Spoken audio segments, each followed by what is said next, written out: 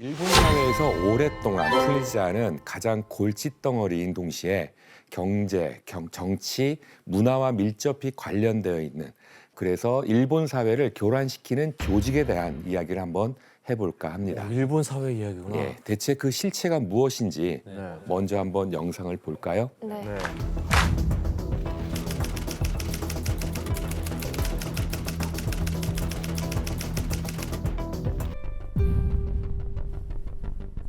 메이지 유신은 에도 막부가 무너지고 천황을 중심으로 정치, 사회, 문화 모두 근대화를 추진한 시기라고 볼 수가 있는데요. 맞아요.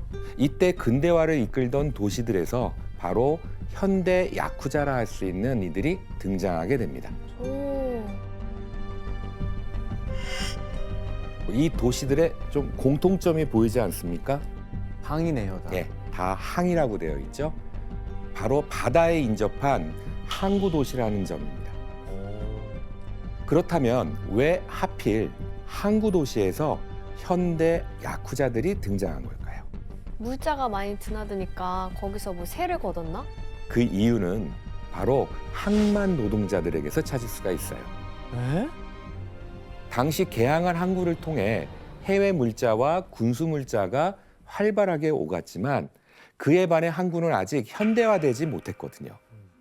그래서 항구에 최대한 가깝게 선박을 대면 소형 배를, 작은 배를 타고 선박에 접근해서 그 화물을 옮겨 싣고 연안으로 이동하는 작업을 사람이 직접 해야 됐었어요.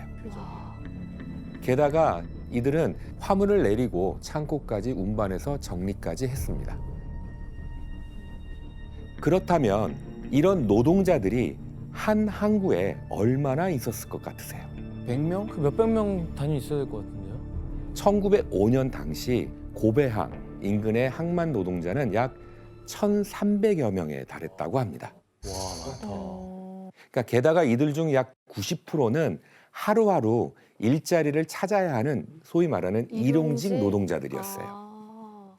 이런 이들이 안정적으로 일을 하기 위해선 꼭 필요한 곳이 있었는데요. 바로 조합을 결성하는 거죠. 일본어로는 보통 무슨 구미라고 붙이곤 하는데요.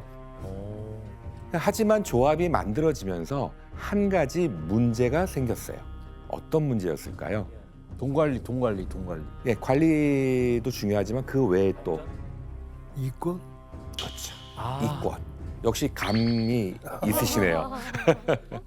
자신들의 조합이 더 많은 돈을 벌려면 세력을 확대해서 더 많은 고용주와 계약을 전속으로 맺어야 하는데, 그러려면 같은 구역에 있는 여러 조합들끼리의 이권 다툼이 발생해서 싸움이 빈번해지게 되는 거죠. 아. 그렇기 때문에 자신들의 이권을 지킬 수 있는 수단은 딱 하나였던 거죠. 바로 폭력이었던 겁니다. 아. 바로 이때부터 현대 야쿠자의 근간이 만들어진 겁니다. 이런 과정을 거쳐 고베에서 탄생한 한 야쿠자 조직이 있는데요. 바로 야마구치파입니다. 야마구치파는 항만 노동자 조합에서 시작된 야쿠자 조직인 거죠. 세계 범죄 조직 중 세 손가락 안에 꼽히는 자본력을 가진 엄청난 조직입니다. 야마구치. 이렇게 커져가던 야쿠자의 세계는 점점 독특한 체계가 갖춰지기 시작을 하는데요. 먼저 내부가 어떻게 체계화됐는지 조직도를 한번 보도록 하겠습니다. 야쿠자 조직은 두목 아래 부두목, 그리고 그 아래 조직원들이 있는 형태입니다. 가족적인 그룹 같은. 그렇죠. 뭔가 이렇게 특별한 게 없어 보이잖아요. 근데 하지만 특별한 게 하나 있었습니다. 바로 부모 자식 간의 관계를 맺고 있다는 거예요. 그런데 이 관계를 가리킬 때 쓰는 단어 중 우리가 잘 아는 단어가 나오게 되는데, 오야붕. 맞습니다. 오야. 부모의 역할을 하는 두목을 오야붕, 그리고 자식의 역할을 하는 조직원을 꼬붕이라고 부르게 되는 거죠. 아, 코브. 진짜 꼬붕도 많이 썼던 단어예요. 아들 자자거든요. 그래서 자식이란 뜻이에요. 꼬붕이구나. 아들의 역할이란 뜻입니다. 대부분의 야쿠자는 평생 야쿠자로서의 길을 가겠다는 물증 같은 게 있는데 어떤 건지 좀 알겠어요? 야쿠자를 보증하는 배지 아니야? 배지? 바로 야쿠자의 문신이라 불리는 이레즈미를 자기의 몸에 새기는 거예요.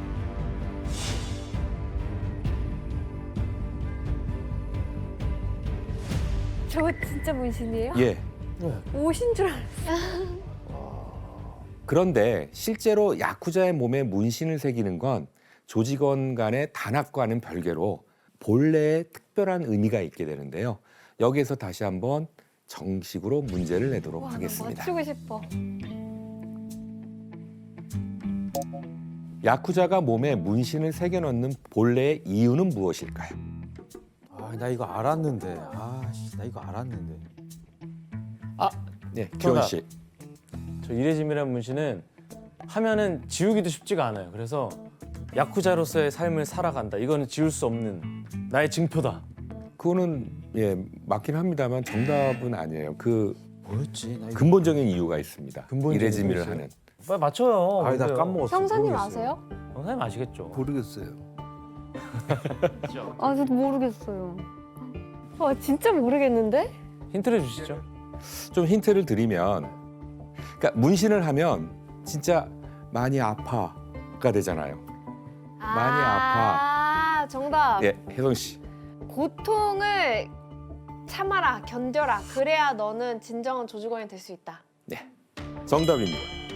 야쿠자가 문신을 하는 본래 이유는 바로 인내를 배우기 위한 것입니다. 근데 그게 그렇게 아파요? 문신이? 그러니까 문신을 가리켜 야쿠자는 가만, 그러니까 일본어로 가만이라는 거는 참다라는 뜻이에요. 가만.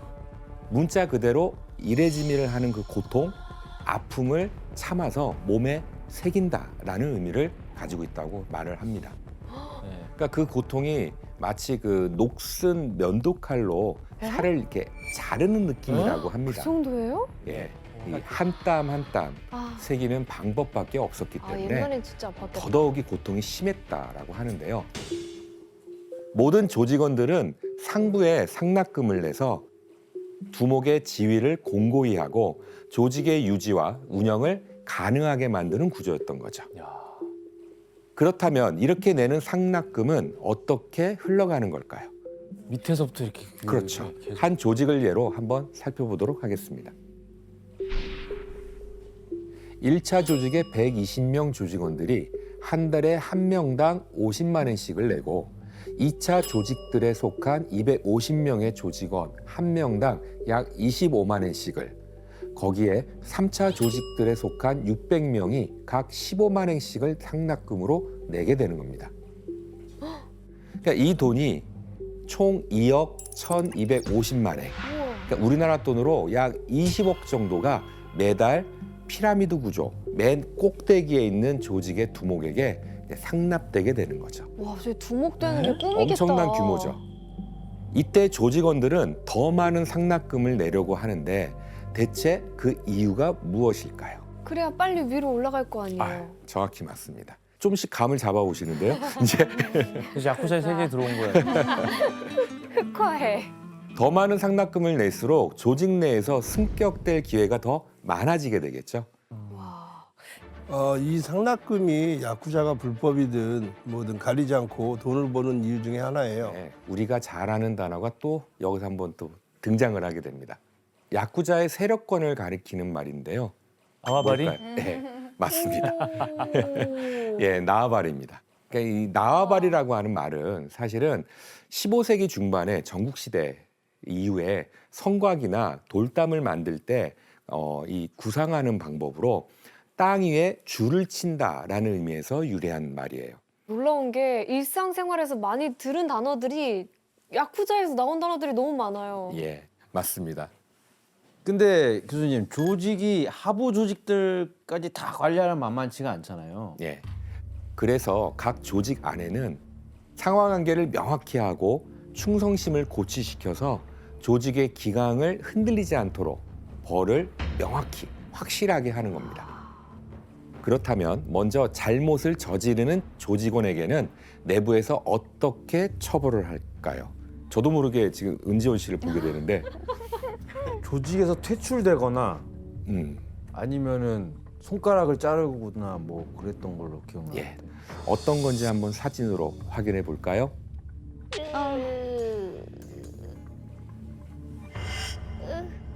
바로 손가락을 한 마디씩 자르는 체벌입니다. 좀 잔인한 모습이긴 합니다만 일명 유비츠메라고 하는 이제 부르는 그 처벌인데요.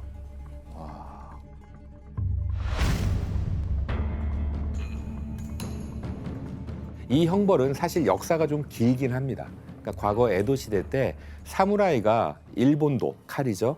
칼을 쥘 때 새끼 손가락부터 검지까지 이렇게 순차적으로 이렇게 감싸지는 거예요. 그럴 때마다 점차 검을 쥐는 힘이 약해지는 데에서 착안된 처벌이었습니다. 그러니까 그래서 사무라이들은 죄를 지을 때 새끼 손가락부터 한 마디씩 잘려나갔던 거였어요. 칼을 써야 하는 사무라이한테 가장 잔인한 벌인 거네요. 그렇죠. 그리고 동일하게 칼을 써야 되는 야쿠자한테도 상징적인 처벌이 되겠죠. 아, 누가 만들었어, 그거 진짜. 당시 일본은 그들이 사는 도시 안에서 권력을 가진 야쿠자를 적극 활용해서 전쟁에 동원시키기 시작을 했어요. 하역 노동자 출신에게는 무기와 식량 등을 싣고 나르는 병참 업무와 토목 공사를 맡기고 구하기 어려운 물자는 야쿠자의 도움을 받아서 쉽게 조달받았던 거죠. 게다가 패전 후에도 일본은 야쿠자를 적극적으로 활용하기 시작을 했는데요. 어떤 상황에서 활용했는지 한번 확인해 볼까요? 야, 이걸 어떻게 사용해? 신바시?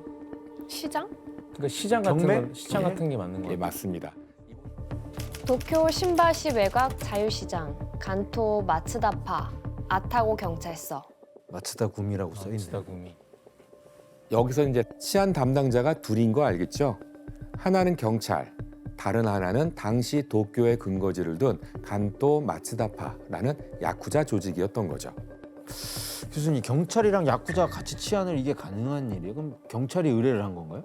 예, 지금이라면 절대 불가능하죠. 하지만 당시 암시장의 치안을 담당하던 경찰이 야쿠자를 끌어들인 이유가 있게 됩니다. 당시 일본엔 도쿄의 신바시, 우에노, 시부야는 물론이고 오사카, 고베 등도 포함해서 전국에 암시장이 이제 많이 생겨나게 되는데요. 시장엔 제일 한국인과 타이완인 그리고 일본인이 뒤섞여서 치안 문제가 빈번하게 발생한 거죠. 그러니까 이들은 전승국민, 즉 제일 한국인과 타이완인을 이제 말하는데요. 근데 이들 중에 보면 이제 암시장에서 노점을 운영하는 이들이 많았거든요. 그런데 이때부터 문제가 발생하게 됩니다. 당시에 암시장에서 노점을 운영하려면 허락을 받아야 됐거든요. 하지만 전승국민이 이 관행을 무시하면서 문제를 일으키기 시작을 했고 이때 경찰은 야쿠자를 끌어들여서 암시장의 치안 문제를 해결하려고 했었습니다. 아, 대박이다. 일본에서 필로폰을 투약하거나 먹는 건 불법이 아니었어요. 그러니까 이렇게 만들어진 필로폰은 피로회복 각성제라고 불리면서 약국에서 불티나게 이제 팔렸었죠. 와, 누구나 구매할 수 있다고요? 예. 하지만 이미 이때부터 강력한 환각 작용과 중독성 때문에 중독자가 이제 늘게 되면서요.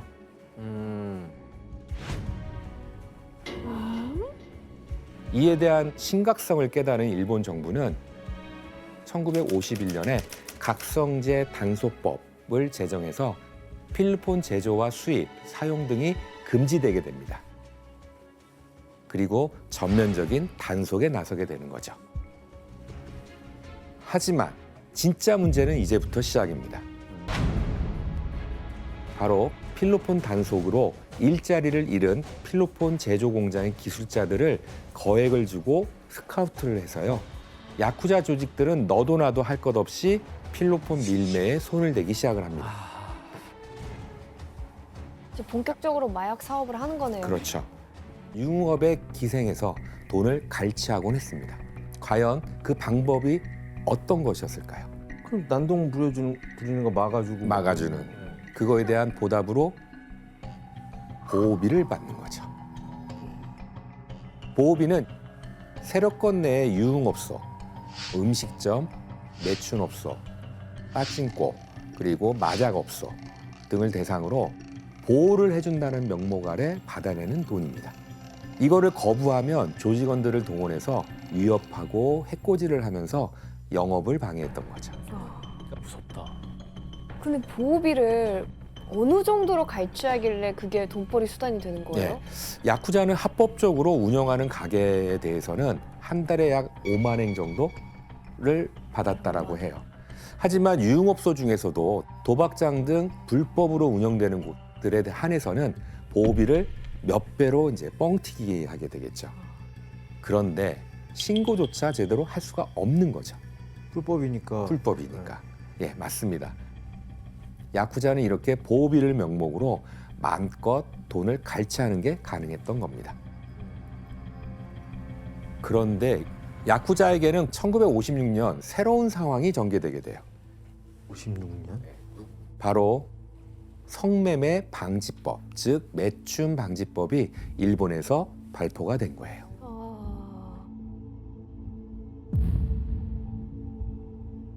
이 법이 만들어지자 매춘업소의 공식적인 매춘은 모두 금지되게 됩니다. 네. 그렇다고 해서 야쿠자들이 매춘업에서 늘 뒤에 빠져 있었던 것만은 아니에요. 대신 인신매매를 통해서 법망을 피해 몰래 여성을 데려다 놓는 곳도 있었습니다. 에? 일본의 딱 중간 정도의 하트 모양으로 보이는 섬이 있어요. 이곳이 바로 와타카노 섬이라고 하는 곳입니다. 일명 매춘의 섬이에요. 충격적이다. 일단 저 섬은 그냥 말 그대로 매춘을 위한 섬인가요? 예. 지금의 도쿄인 이전에 에도와 오사카를 잇는 주요 해상로에 위치한 이 섬은 에도 시대 때부터 여자들만 사는 섬이라고 불리면서 매춘업이 성행했던 곳이에요. 야쿠자는 이곳에 여성을 비싸게 팔아넘기고 돈을 벌기도 했습니다. 섬에 가다 놓네. 예, 맞습니다. 여러 곳에서 헌팅한 여자 3명을 연달아 섬으로 보내 순식간에 600만 엔 정도 벌었다. 30명 이상은 섬으로 보낸 것 같다. 이곳의 이야기는 취재하던 한 소설 작가가 책으로 이제 르포로 발간을 하면서 밝혀지게 됐는데요.